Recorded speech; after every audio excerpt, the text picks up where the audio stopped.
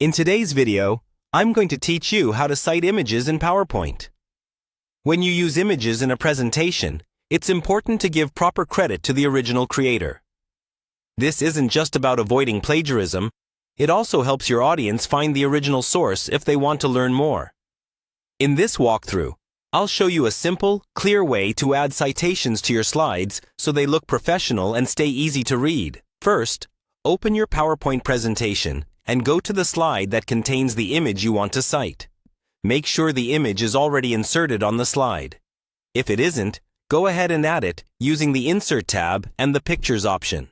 Once the image is in place and sized the way you like, we can add the citation. A clean way to handle image citations is to add a small text box directly beneath the image or in one of the bottom corners of the slide. To do this, go to the Insert tab and choose Text Box. Then click near the bottom of the slide and type your citation.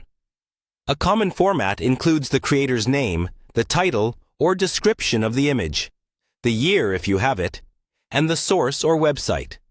For example, you might write something like image, creator, name, image title, source website.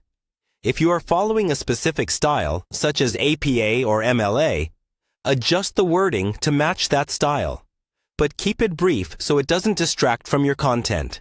Next, format the citation so it looks subtle but readable.